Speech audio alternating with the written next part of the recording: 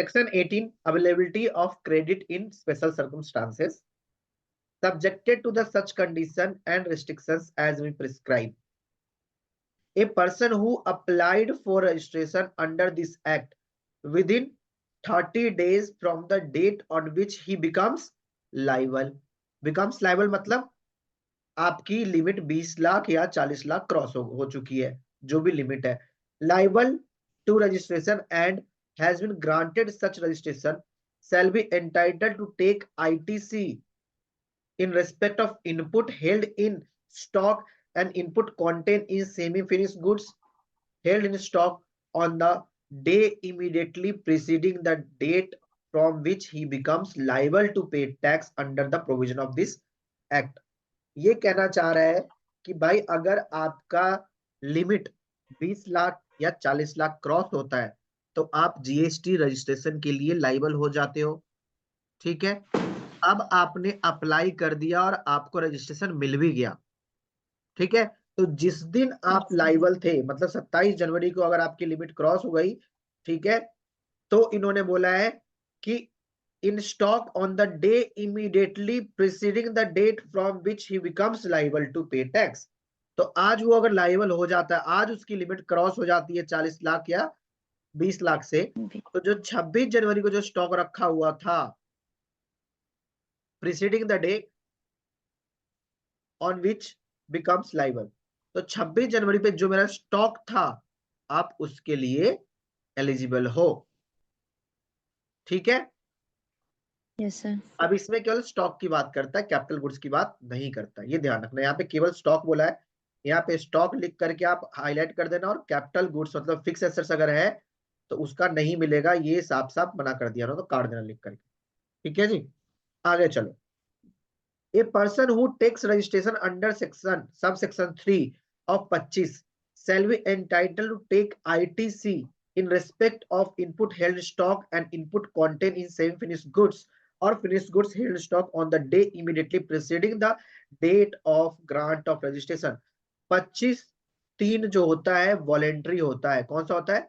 Voluntary. कि आपका registration की लिमिट क्रॉस नहीं हुआ है, फिर भी आप चाहते हैं कि मैं अपनी जीएसटी रजिस्ट्रेशन ले लूं, तो जिस दिन आपको रजिस्ट्रेशन दिया जाएगा, देखिएगा, जिस दिन रजिस्ट्रेशन दिया जाएगा उसके प्रीसीडिंग डेट को.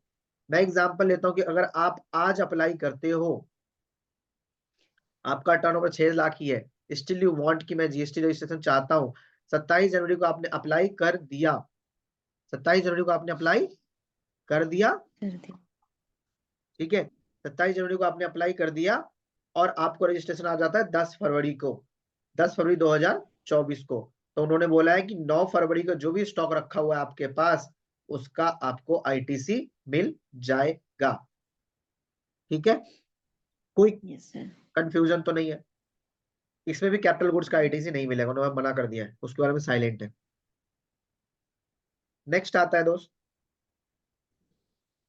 Where any registered person ceases to pay tax under section 10.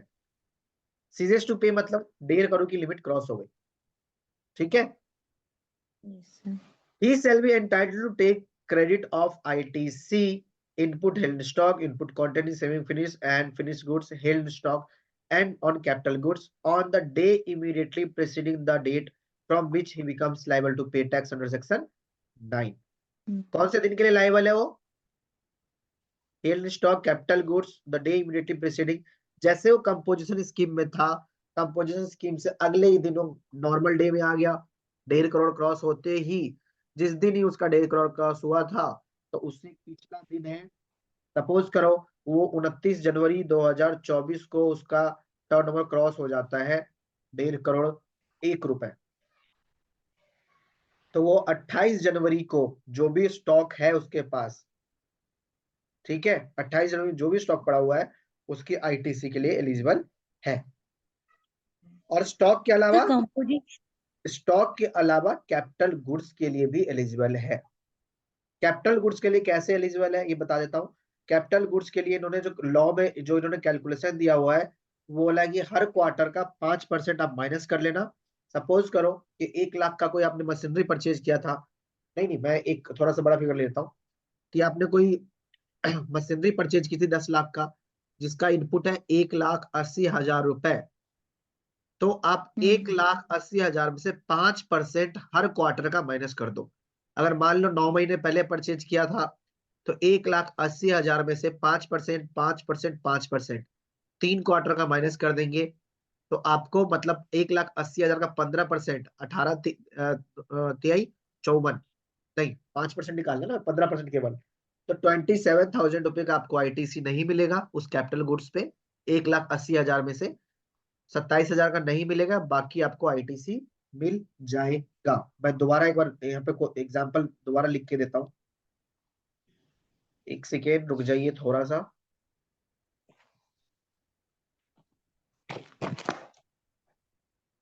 देखिएगा, सपोज करो कोई आपने 10 लाख का कोई मशीनरी परचेज किया हुआ था, यस सर। और आप उस टाइम तक आप 27, मैंने कब परचेज किया था, मान लो आपने जून में परचेज किया हुआ था, जून नहीं जुलाई में परचेज किया आपने, जुलाई 2023 में आपने परचेज किया हुआ है, सपोज करते हैं 1,80,000 का आपके पास आईटीसी है, ठीक है। तो 1,80,000 का 5%, 5% मतलब 3 क्वार्टर हो गए ना, क्वार्टर जुलाई से सितंबर 1 क्वार्टर, सितंबर से दिसंबर 2 क्वार्टर, एंड जनवरी कंटिन्यू, तो 3 क्वार्टर हो गए। तो 5%, 5% आप माइनस करेंगे, तो ये 18,000 का, 1,80,000 का 15% आएगा आपका 27,000 रुपीज। तो 1,80,000 माइनस 27,000 रुपीज, 1,54,000, सॉरी कितना आएगा, 30,000, 1,53,000 आईटीसी के लिए आप एलिजिबल हो, ठीक है। ट्रान 1 फॉर्म भर देना, ट्रान 1 नहीं सॉरी 2 या 3 होगा, मुझे ध्यान नहीं कौन सा फॉर्म होता है, वो देख लेना, रूल्स में पढ़ाऊंगा जब बता दूंगा, या रूल्स देख लेना एक बार इसके, तो उसके आईटीसी के लिए आप एलिजिबल हो, ठीक है जी। हाँ जी सुमन मैम, यस आप कुछ कह सर, रहे थे। कंपोजिशन से अगर नॉर्मल में आते हैं तो सर उसके लिए भी कुछ अप्लाई करना पड़ता है क्या कि वो? यस यस यस, आपको अप्लाई करना पड़ेगा जब आप यूजर सर्विस टैब में जाते हो, तो user service tab GST site पे जाओगे, तो एक सर्विस कॉलम होता है, सर्विस कॉलम में एक यूजर सर्विस कॉलम होता है, उस कॉलम पे जब आप क्लिक करोगे तो वहां पे आता है ऑप्ट फॉर कंपोजिशन स्कीम या opt out for composition scheme. तो ऑप्ट आउट पे आप क्लिक करोगे, तो आप जैसे ही क्लिक करोगे वो अप्रूवल उसके पास जाएगा, ऑफिसर के पास जाएगा, और वो सेम टाइम पे या विद इन मतलब 24 और 1 से 2 दिन के अंदर में कन्वर्ट हो जाता है नॉर्मल के अंदर में, ठीक है। Yes sir. इन्होंने बोला है ना, provided that the credit of capital goods shall be reduced by such percentage as may be prescribe, वही है 5% प्रिस्क्राइब किया गया उन्होंने। यस डी पॉइंट आता है, where an exempt supply of goods और सर्विसेज और both by the registered person becomes taxable supply. देखो एग्जेम्प्ट से क्या हो गया, आप टैक्सेबल हो गया, तो such person shall be entitled to take credit of input tax in respect of input held stock, input contained in the semi finished और finished goods held in stock related to such exempt supply on capital goods exclusive use for exempt supply। देखो ये साफ साफ बोल रहे हैं कि जब भी आप एग्जेम्प्ट से टैक्सेबल हो जाओगे तो आपको स्टॉक का भी मिलेगा इनपुट, और कैपिटल गुड्स का भी इनपुट मिलेगा, ठीक है जी। Yes sir. कैलकुलेशन वही रहेगा, परसेंटेज वैसे माइनस कर दिया जाएगा। अब आते हैं हम 18 के 2 पे, section 18(2). A registered person shall not be entitled to take ITC under subsection 1 in respect of any supply of goods or service or both to him after expiry of 1 year from the date of issue of invoice relating to such supply। ये कह रहा है कि अगर आपका देखिए यहाँ पे, a registered person shall not be entitled to take input tax credit under subsection 1 in respect of any supply of goods or services or both to him after expiry of 1 year from the date of issue of invoice relating to the such supply। ये कह रहा है कि जो भी अगर closing stock में कोई भी आइटम अगर 1 साल से पुराना पड़ा हुआ है, तो उसका आईटीसी आपको नहीं मिलेगा, ये ध्यान रखना।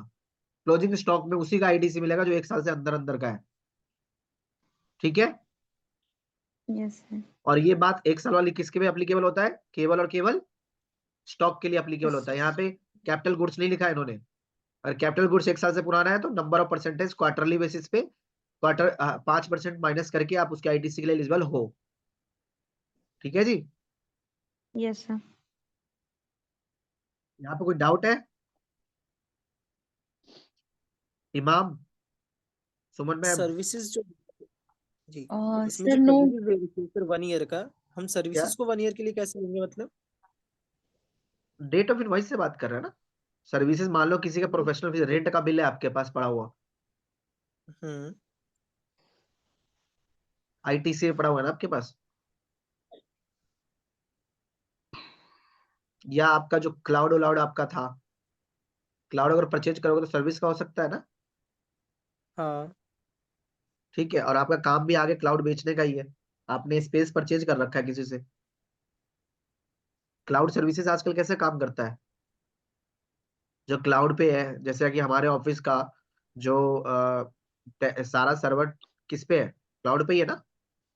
हाँ। तो अगर मैंने किसी से क्लाउड परचेज किया और उसको यूज कर रहा हूँ और आगे बेच रहा हूँ, दोबारा समझो, जिससे हमने क्लाउड परचेज किया हुआ है उसने हम्म। किसी से परचेज किया होगा, आप जिससे हमने परचेज किया ना क्लाउड, आप उसके पॉइंट ऑफ व्यू से सोचो, जिससे हमने क्लाउड परचेज किया हुआ है उसका बिजनेस पकड़ो, ओके।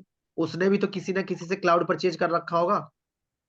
मान हाँ। लो उसने 1 टेराबाइट 10 टेराबाइट 20 टेराबाइट परचेज करके रख रखा होगा अपने स्टॉक में, और आगे वो बेच रहा था। ठीक है, हम्म। पहले 20 लाख से उसकी सप्लाई कम था तो उसे आईटीसी नहीं मिल पा रहा था, जैसे ही अब 20 लाख क्रॉस किया, अब उसके रजिस्ट्रेशन टैक्सेबल हो गया, उसकी सप्लाई क्या हो गया, हाँ। टैक्सेबल हो गया, तो अब उसको रजिस्ट्रेशन लेना कंपलसरी हो गया। तो अब जो भी क्लाउड स्पेस वो बेचेगा उस पे उसको जीएसटी चार्ज करना कंपलसरी हो जाएगा। तो जो भी उसने अच्छा। सर्विस ली थी, जो स्टॉक परचेज जो क्लाउड परचेज करके रखा हुआ था उसने, उसका प्रपोर्शनेटली पड़ा होगा, तो उस पे क्या करेगा वो, उसका आईटीसी ले सकता है।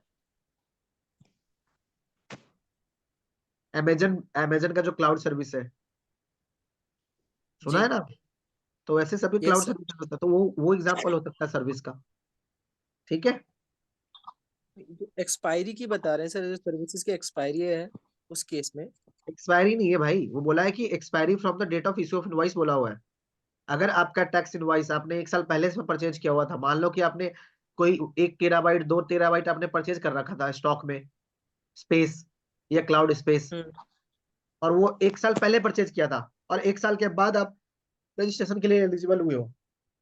सपोज करो उसने परचेज कर रखा था भाई 20 जनवरी 2023 को परचेज किया था उसने 20 टेराबाइट।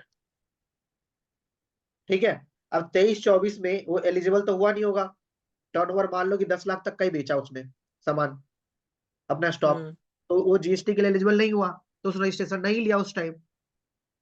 अब क्या हुआ, उसने 1 अप्रैल 2023 से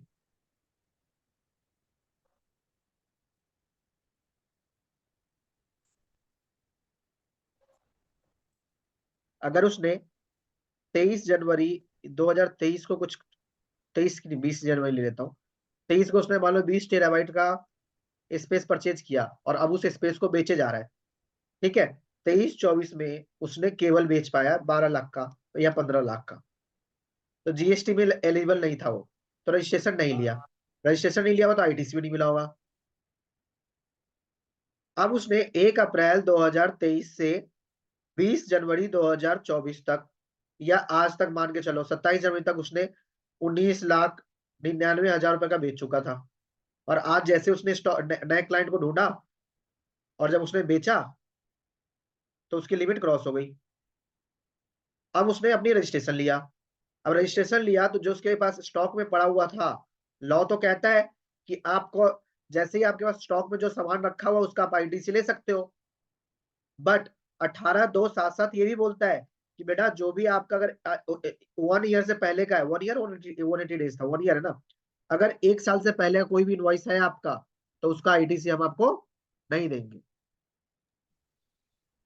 तो इस केस में ये जो इनका था ना, कहाँ गया, एक सेकेंड, बोर्ड कहाँ गया, एक सेकेंड। तो इस केस में ये कब का है, 1 साल पहले का है, 20 जनवरी 2023। आज कितनी तारीख है, 27 जनवरी 2024। तो उस केस में जो भी स्टॉक परचेज किया था उनका उनको आईटीसी नहीं मिलेगा। क्लियर है। Yes sir. Sir it is always beneficial ना टू टेक वॉलेंट्री रजिस्ट्रेशन, अगर हमारा टर्नओवर एग्जिट नहीं हो रहा है फिर भी। देखिए बेनिफिशियरी तो है, क्योंकि आजकल का मार्केट का ये रूल है कि अगर आप जीएसटी रजिस्टर्ड नहीं हो तो आपको काम ही नहीं देंगे। इसलिए यही रहता है कि अपना भाई जीएसटी रजिस्ट्रेशन ले लो।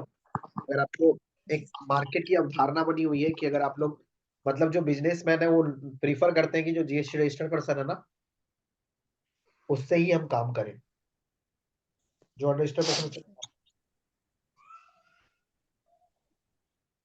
ठीक है। Yes sir. अब आ जाते हैं 18(3) पे। Where there is a change in the constitution of registered person on account of sale, merger, demerger, amalgamation, lease, transfer of the business with the specific provisions of transfer of liability, the said registered person shall be allowed to transfer the input tax credit which remain unutilized in the credit ledger to the such sold, merger, demerger, amalgamated, leased or transferred business in the such manner as we prescribe।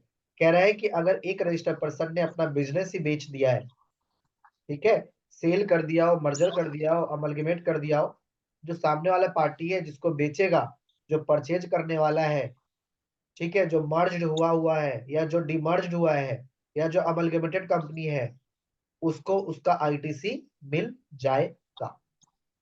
ठीक है। Yes sir. Next चौथा, where any registered sir person.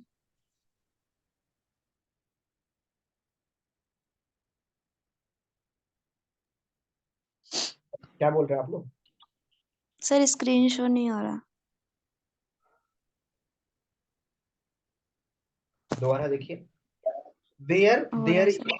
a change in constitution of registered person on account of sale, merger, demerger, amalgamation, lease, transfer of the business with the specific provisions of transfer of liability, the said registered person shall be allowed to transfer the input tax credit which remain unutilized in his credit ledger to such sold, demerged, amalgamated, leased or transferred business in the such manner as we prescribe।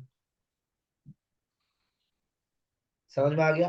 अगर आपने कोई business को cell कर दिया है, demerger कर दिया, amalgamate कर दिया है, लीज्ड आउट कर दिया है, ट्रांसफर कर दिया है, तो जो भी अनयूटिलाइज आईटीसी पड़ा हुआ है वो भी कैरी फॉरवर्ड हो जाएगा।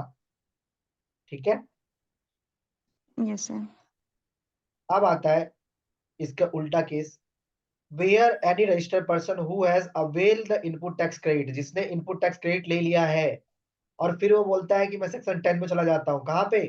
कंपोजिशन पे, जहाँ पे आउटपुट टैक्स बहुत कम लगता है, या वेयर द गुड्स और service both supply by him becomes fully exempt, मतलब पहले उसने आईटीसी ले लिया, उसके बाद बोल रहा है कि मैं तो सेक्शन 10 में चला जाता हूँ, या उसके सारे के सारे गुड्स जो भी वो सप्लाई कर रहा था वो होली का होली एग्जेप्ट हो गया, तो ही शैल pay an amount by way of debit in his credit ledger or cash ledger equivalent to the credit of input tax in respect of input held in stock and input contained in semi-finished goods or finished goods held in stock and on capital goods reduced by such percentage point as we prescribe on the day immediately preceding the date comes immediately preceding the date of exercising the option or as the case may be the date of such exemption। ये 18(4) सीधा सीधा ये कहना चाह रहा है कि पहले आपने स्टॉक का और कैपिटल गुड्स का आईटीसी ले लिया, उसके बाद आपने क्या किया कि मैं कंपोजिशन में चला जाता हूं, ठीक है, कंपोजिशन में जाने के बाद या कंपोजिशन चला जाता हूं या आपके जो गुड्स थे वो एग्जेम्प्ट से क्या हो गया, सॉरी, जो टैक्सेबल था उससे क्या हो गया, एग्जेम्प्ट हो गया। तो उस केस में जो भी आपके पास स्टॉक रखा हुआ है और कैपिटल गुड्स रखा हुआ है तो उसका आईटीसी प्रोपोर्शनेटली आपको गवर्नमेंट को पे करना होगा, आपको इसकी अपनी आउटपुट लायबिलिटी बना करके आपको पे करना। ठीक है, आउटपुट लायबिलिटी मत बनाओ, मतलब आपको आईटीसी आपको गवर्नमेंट को पे करना पड़ेगा। क्या करोगे, या तो ये रिवर्स करेंगे या तो हम पे करेंगे। इसमें वर्ड इसने यूज करने की बात करी है, इसमें पेमेंट की बात करी है, रिवर्सल की बात नहीं करी है। तो अल्टीमेटली हम अपने आउटपुट में जो जीएसटी 3 भी है उसको अप्रोप्रिएट कॉलम में दिखा करके हम इसको पे करेंगे। क्लियर है? Yes sir. Provided that after the payment of such amount the balance credit if any lying in credit shall be lapse. कह रहा है कि अगर उससे आपने आईटीसी लेने के बाद भी क्लोजिंग स्टॉक के बाद भी रिवर्स सर आपकी आवाज नहीं आ रही है। बहुत कम आ रही कि आ ही नहीं रही? सर सर अब धीरे आई। धीरे। अब ठीक है? Yes sir. Yes sir. Okay, so मैं ये कह रहा हूं कि अगर कोई भी, अगर ये आपने जब रिवर्स कर दिया, स्टॉक रिवर्स कर दिया, या स्टॉक पे जो अप्रोप्रिएटली आईटीसी था उसको रिवर्स कर दिया, या जो आईटीसी आपने कैपिटल गुड्स पे लिया था अब उसको रिवर्स करने के बाद भी अगर कोई आईटीसी आपके क्रेडिट लेने में बचा हुआ है तो वो क्या हो जाएगा? लैप्स हो जाएगा। ठीक है जी, आप उसको यूज नहीं कर पाओगे। Yes sir. नेक्स्ट आता है the amount of credit under subsection 1 and the amount payable under subsection 4 shall be calculated in the such manner as we prescribe। जो रूल्स दिया हुआ है, रूल्स में जाके ये कैलकुलेशन हो जाएगी। ठीक है, जो सब सेक्शन में आपको अवेल करना है और जो सब सेक्शन 4 में आपको पे करना है, उसके लिए उन्होंने रूल्स प्रिस्क्राइब किया हुआ है। उस रूल्स में जाके कैलकुलेशन सीखेंगे।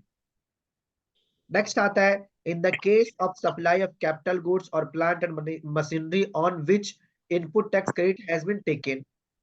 देखो दोबारा, अगर आपने कोई कैपिटल गुड्स परचेज किया है, प्लांट एंड मशीनरी परचेज कर रखा है और जिसका आपने आईटीसी ले रखा है, the registered person shall pay an amount, यहाँ पे shall pay an amount equal to the input tax credit taken on the capital goods और plant and machinery reduced by such percentage point as way prescribe और the tax on transaction value of the such capital goods और plant and machinery determined under section 15 whichever is higher. ये कह रहा है कि अगर जैसे आप देखो प्रैक्टिकल लाइफ में, देखो आपने कोई लैपटॉप परचेज किया हुआ है, 3 साल यूज किया, अब उसको आप बेचना चाहते हो, सोल्ड आउट कर रहे हो कबाड़ी वाले को।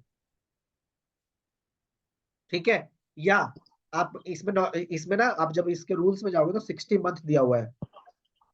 ठीक है, तो मतलब 5 साल से पहले पहले अगर आपने इसको बेच दिया तो आपने जो आईटीसी लिया था उसको आपको रिवर्स करना है 5% वाले मेथड से। या अगर आपने लैपटॉप को जो बेचा हुआ है ना, सपोज करो 60,000 का लैपटॉप जब लिया था, आज उसको 10,000 में बेच रहे हो, तो 10,000 का 18% ले लेते हैं, 1,800 रुपए। और जब आईटीसी आपने लिया था तो ये आपने 5,400 रुपए लिया होगा। 18% नहीं, कितना हो गया? 10%, 6,000, और ये शायद 94,000 बनेगा। एक बार देख लेना क्या बनेगा। 18, 10,800 बनेगा शायद। 60,000 का 18% कितना बनेगा तो देखना, बोल दो भाई। 10,800 बनेगा क्या? तो 10,800 का आपका आईटीसी थे जब आपने परचेज किया था। ठीक है, तो उसको प्रपोर्शनेटली रिड्यूस कर लो क्वार्टर बेसिस पे। ठीक, और यस अब सर। और आपने उस लैपटॉप को आज 10,000 में बेचने जा रहे हो, तो 1,800 की लायबिलिटी तो ये आ गई। और जब आप रिवर्स कर दोगे, मान लो कि 3 साल के बाद आप बेच रहे हो, कितने क्वार्टर हो जाएंगे 3 साल में? इसको प्रोपोर्शनली कर लो, एक तो क्वार्टरली भी ऑप्शन होता है, एक 60 वाला भी ऑप्शन होता है, तो 24 महीने का आपको रिवर्स करना पड़ेगा। तो दोनों में से जो हायर होगा वो ले लेते हैं। क्लियर नहीं हुआ ये वाला? हाँ या ना तो बोल नहीं दो। सर। एक सेकंड, ऐसा नहीं हुआ क्लियर अच्छे से। पता चल गया मुझे। देखो यहाँ पे सपोज करो कि आपने कोई 1/4/2020 को लैपटॉप लिया था, यस 60,000 रुपीज का।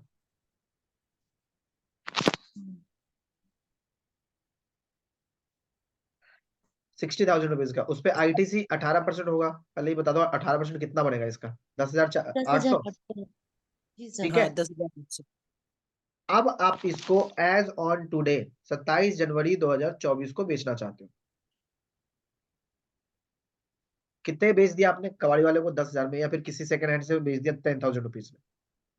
ठीक है, तो अब 10,000 में बेच दिया तो सबसे पहले तो ये माना जाएगा कि 10,000 मेरा इंक्लूसिव ऑफ टैक्सेस है, तो इसको 18% करोगे। तो गवर्नमेंट कहता है ट्रांजैक्शन वैल्यू क्या हो गया मेरा? कैलकुलेटर का यार,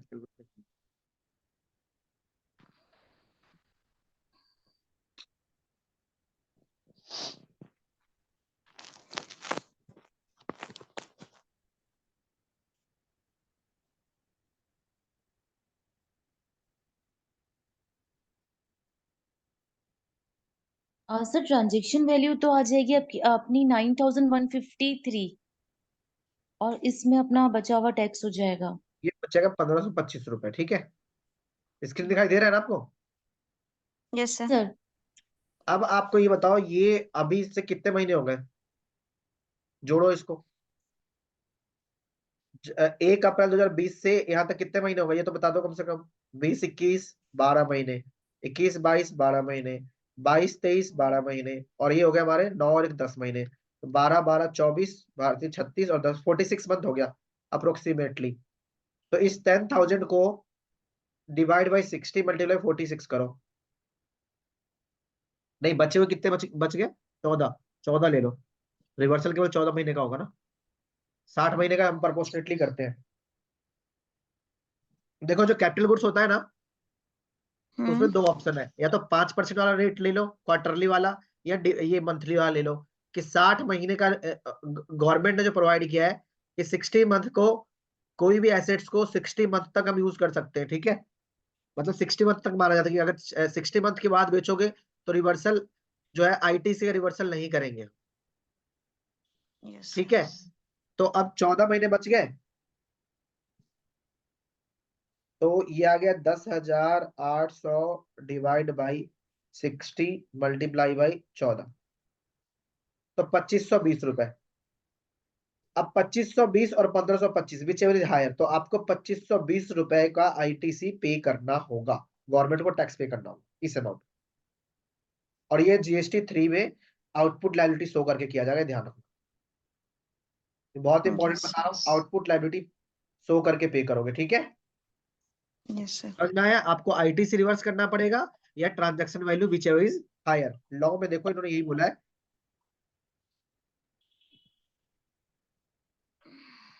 ये देखिए, प्रोवाइडेड एट, एक सेकेंड, यहाँ पे whichever is higher word use किया हुआ है।